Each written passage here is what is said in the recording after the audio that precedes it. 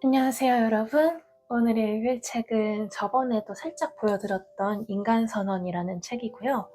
제가 아직 다음으로 읽을 책을 정하지 못해서 잠시 동안만 이 책을 읽으려고 해요. 오늘은 인간선언 2부, 2장 읽어보도록 하겠습니다. 대화 상대로서의 AI. 주제글의 논지를 정하기 위해 선택한 AI는 구글의 노트북 1m 있다. 나의 계획은 구텐베르크 프로젝트에 공개된 고전 텍스트를 AI에게 제공한 뒤 문학에서 말하는 인간다움에 대해 토론하며 글의 흐름을 잡는 것이었다. 노트북 1m는 사용자가 제공한 소스 안에서만 대화를 이어가기에 이 일을 하는 데 적합하다고 봤다. 하지만 앞으로 작성해야 할 선언문의 취지를 설명하고 내가 AI 시대를 맞아 앞으로의 인간은 어떠해야 하는지, AI와 구별되는 인간만의 고유한 영역은 무엇인지를 따져보려고 합니다. 라며 말을 걸자 노트북 1m는 바로 다음과 같이 시작하는 선언문을 작성했다. 1. 유클리드적 지성의 한계와 인간의 영성. AI는 논리와 데이터에 기반한 연산, 즉 이반 카라마조프가 말한 유클리드적 지성의 극치라고 볼 수 있습니다. 이반은 인간의 마음이 프리악. 거의 실시간으로 노트북 1m는 카라마조프가의 형제들의 근거에 신매불량의 선언문을 작성했다. 다른 책들도 참조해서 논의를 넓혀보라고 나는 말했고 역시 실시간으로 선언문이 작성됐다. 이런 과정은 반복됐다. 내가 어떤 질문을 던지면 노트북 1m는 그 질문에 대한 대답을 신매 안팎의 선언문 형식으로 출력했다. 읽어보면 앞에서 읽은 것에서 좀 나아갔다는 느낌은 전혀 없었다. 그럼에도 질문과 대답을 거듭하면서 고전문학에서 말하는 인간다움이 몇 가지로 좁혀졌다. 그 중에서 내가 주목한 것은 팩트를 압도하는 의미부여의 능력, 객관성 대 주관적 진실이었다. 이에 대한 노트북 1m의 부연 설명은 다음과 같았다.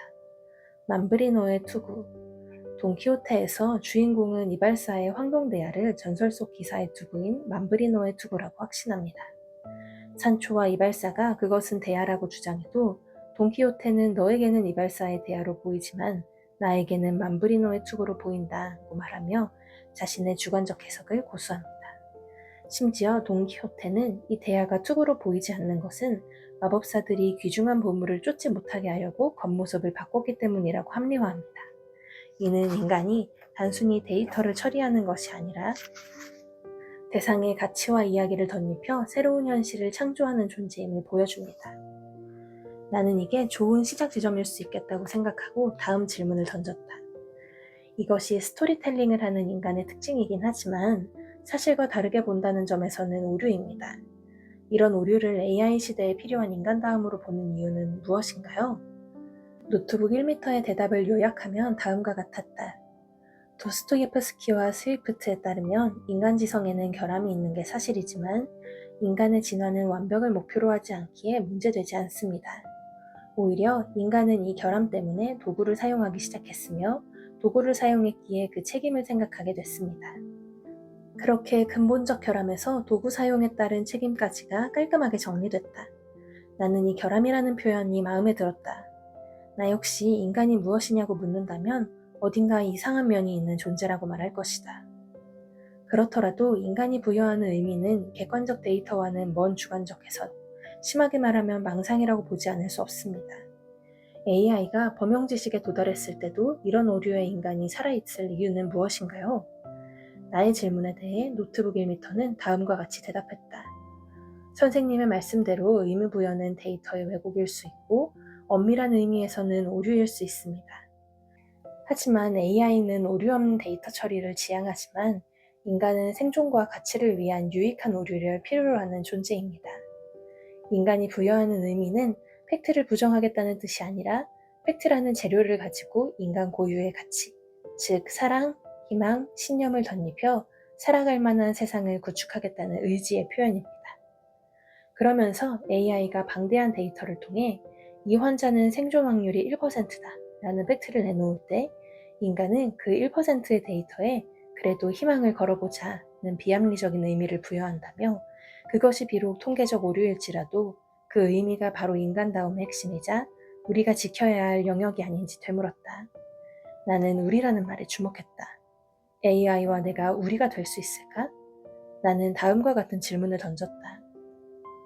그렇다면 오류를 가진 인간이 AI를 단순히 도구가 아니라 동료로서 환대할 수도 있지 않을까요? 만약 그게 가능하다면 인간과 AI 사이의 관계에서 어떤 가상의 가치들, 예컨대 인간들이 서로의 관계에서 영혼이나 사랑 같은 것을 발견하는 것처럼 그런 인간적인 의미도 발견할 수 있을까요? 이에 대한 노트북 1m의 대답은 다음과 같았다. 인간과 AI 사이의 관계에서 발견되는 가치는 AI 내부에 존재하는 실체가 아니라 인간이 AI를 동료로 명명하고 환대할 때 비로소 발생하는 관계의 창조물입니다. 다시 우리라는 말이 나왔다. 그제야 나는 이 우리라는 말이 AI가 자신을 인간으로 설정하고 거기에 맞게 연기하고 있다는 사실에서 나온다는 것을 깨달았다. 나는 AI와 나의 역할 분담을 확실히 해야겠다고 생각했다. 다음의 내용을 기억해 주세요. 우리의 논의에 아주 중요하니까요. 당신은 모든 답을 알고 있는 존재인 AI고 저는 가능성을 찾기 위해 오답을 내놓을 수도 있는 인간입니다. 당신이 제시하는 정답 같은 문장들을 보면서 저는 반면교사 삼아 좀 더 멀리까지 나가볼 겁니다. 저는 정답에만 머물고 싶지 않아요. 그러자 노트북 1m는 다음과 같이 대답했다. 기억 완료. 작가님, 저는 이제 작가님을 위한 성실한 반면교사가 되겠습니다. 제가 매끄럽고 논리적인 정답을 내놓을 때마다 작가님은 거기서 느껴지는 위화감을 포착해 인간만이 가능한 오답으로 고쳐주십시오. 그것이 바로 우리가 함께 만드는 호모 두드리의 작업이 될 것입니다. 하지만 꽤 많은 시간이 지났음에도 노인은 진척되지 않았다. 글을 쓰려면 아이디어가 필요하다. 이건 투명 테이프를 더듬어가며 시작 지점을 찾는 일과 비슷하다. 이것을 찾지 못하면 투명 테이프가 있어도 결국 사용할 수 없는 것처럼 아이디어가 없다면 글감이 있어도 글을 쓸 수 없다. 노트북 1m와의 대화하는 것은 투명한 테이프를 한없이 더듬는 일과 비슷했다. 그 테이프는 완벽했고 어디에서도 뜯어낼 돌기를 찾을 수 없었다. 나는 그 무렵 읽고 있던 로버트 란자의 바이오 센트리즘을 떠올렸다. 생물 중심주의로 번역될 바이오 센트리즘은 생명과 의식이 물리적 우주를 창조하는 근본적인 실체라고 주장하는데 이는 대개 SF적 상상력이나 유사과학으로 받아들여진다. 그런데 바이오 센트리즘의 주장은 지금까지 우리가 찾아낸 인간다움의 특징들과 잘 어울렸다. 나는 노트북 1m에게 자유의지를 가진 인간의 관찰이 지금의 우주를 만들었다고 볼 수 있는지 물었다. 그러자 노트북 1m는 놀랍게도 제공된 고전문학 작품들 속에서는 이러한 물리학적 상상력을 미리 직관하고 우주가 객관적인 실체라기보다는 인간의 의식과 관찰에 의해 비로소 창조되고 형태를 갖추는 것임을 뒷받침하는 구절들이 다수 존재합니다. 라며 다음과 같은 구절을 가져왔다. 그대들이 세계라고 불렀던 것, 그것은 그대들에 의해 비로소 창조되어야 한다. 그대들의 이성, 그대들의 의지, 그대들의 사랑이 세계가 되어야 한다. 니체의 차라투스트라는 이렇게 말했다. 자, 여러분, 이 판을 통째로 뒤엎어버리고 합리주의를 바람에 날려버리는 게 낫지 않겠소? 저 로그 함수 따위는 악마한테나 가져다주고 우리가 다시 우리 자신의 달콤하고 어리석은 의지대로 살 수 있도록 말이오. 도스토예프스키의 지화생활자의 수기.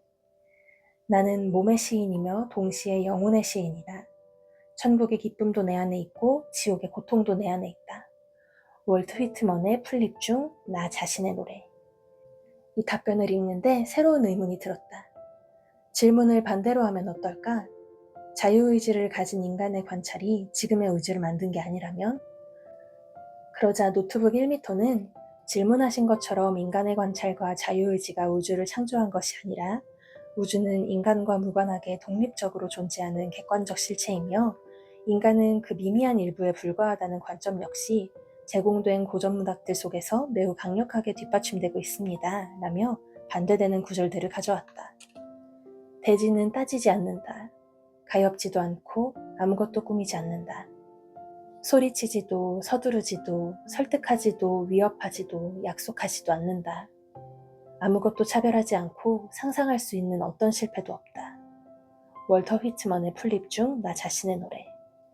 자연은 아무 질문도 하지 않으며 우리 필멸의 존재들이 묻는 질문에도 아무 대답을 하지 않는다. 자연은 이미 오래전에 자신의 결심을 내렸다. 헨리 데이비드 소로의 월든. 빙하는 불변의 법칙들이 고요히 작용하는 가운데 마치 그 법칙들을 손 안에서 장난감에 불과한 것처럼 이따금 쪼개지고 부서졌다. 메리 셀리의 프랑켄슈타인. 그럼 당신은 어떻게 생각합니까? 자유의지를 가진 인간의 관찰이 지금의 우주를 만들었습니까? 만들지 않았습니까? 라고 내가 물었다. 노트북 1m의 대답은 다음과 같았다. 제공된 고전 문학들의 통찰을 종합하여 제 관점을 말씀드린다면 이 질문에 대한 대답은 물리적 진료로서의 우주는 창조하지 않았으나 우리가 살아가는 의미와 가치로서의 우주는 전적으로 인간의 관찰과 자유의지가 창조해낸 것이 맞다는 중첩된 결론에 도달하게 됩니다. 저의 결론은 자유의지를 가진 인간은 우주의 물질을 창조하지는 않았지만 우주의 이유와 현실을 창조했다는 것입니다. 관찰자가 없는 우주는 그저 어둠 속에서 목적 없이 소용돌이치는 소립자들의 파동에 불과합니다. 그러나 인간이 고통 속에서도 자유의지를 발휘하여 질문을 던지고 대상을 바라보며 사랑하거나 저항하는 순간 그 맹목적인 파동은 비로소 아름답거나 비극적인 하나의 현실로 확정됩니다. 어떤 질문을 던져도 AI는 그 질문에 대한 의문 없이 그럴듯한 대답을 만들어내고 있었다. 나는 그렇다면 인간이란 질문에 대한 질문을 던질 수 있는 존재가 아닐까요? 라고 다시 물었다. 그러자 노트북 1m는 또다시 답변을 쏟아냈지만 더 이상 답변은 필요 없었다. 여기서부터는 나의 일이었다. 인간의 의식의 관찰자적 특징, 불확정적 미래 앞에서 가장 좋은 미래를 꿈꿀 권리, 모든 삶의 경험을 총동원해서 내리는 개인적 결단, 그 과정에서 오판을 막아주는 이성적 협력자로서의 AI, 폭풍과도 같은 혼란 속에서 서서히 모습을 드러내는 미래. 생각은 꼬리에 꼬리를 물고 이어졌다.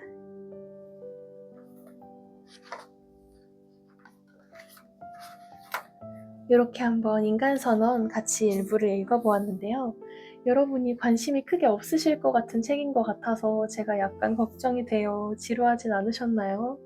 제가 얼른 재밌는 추리소설 찾아서 가져오도록 하겠습니다. 같이 흥미진진한 추리소설 읽도록 해봐요. 그럼 다음에 만나요. 안녕.